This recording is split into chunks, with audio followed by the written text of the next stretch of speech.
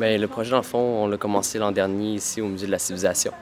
On a quand même beaucoup avancé dans les différents animaux qu'on voulait explorer à travers mon style de danse que j'ai inventé, qui est un mélange du ballet, du contemporain, des danses urbaines, puis avec les arts martiaux aussi.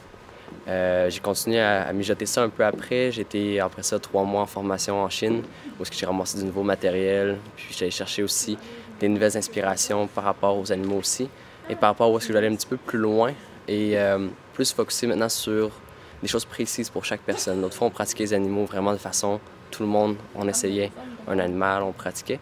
Cette fois-ci, c'est vraiment tout le monde ont chacun leur animal et on va travailler avec ça pour en explorer. Puis j'ai choisi chaque personne plus en lien avec l'animal qui les représentait le plus dans leur mouvement, la façon qu'ils étaient capables de bouger de façon plus naturelle. Nous avons le tigre, nous avons l'aigle, nous avons le loup, nous avons le dragon, nous avons le singe et le serpent. Au niveau du singe, j'ai beaucoup plus de mouvements au sol, puis beaucoup plus de break, puis d'accro. Donc j'ai réussi à trouver un gars qui avait ce background-là aussi, plus facile à aller chercher. Au niveau de l'aigle, c'est beaucoup plus le côté plus ballet classique qui ressort. Donc, je suis allé chercher aussi un danseur à ce niveau-là. Donc, oui, c'est quand même beaucoup plus spécifique. Et donc, dans une éventuelle production, idéalement, ça va être le même genre de modèle si c'est pas les mêmes danseurs. Théoriquement, les mêmes danseurs, mais on est encore dans la création et la préparation pour une production.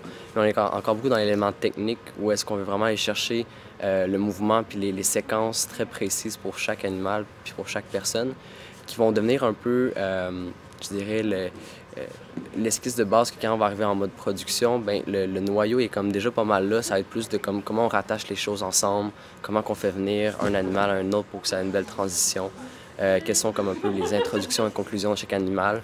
Là, on est comme plus en train de travailler le noyau de chaque. La musique ça commence à avancer beaucoup. Dans le fond, je travaille en ce moment avec 3 musiciens pour la création de la musique. J'ai un multi-instrumentiste percussionniste, Steve Hamel, qui travaille vraiment pour la création de base, je dirais. Aussi dans les musiciens, j'ai un joueur de didgeridoo qui va venir à certains moments aussi dans les musiques. J'ai aussi une violoniste qui va venir dans certaines des musiques.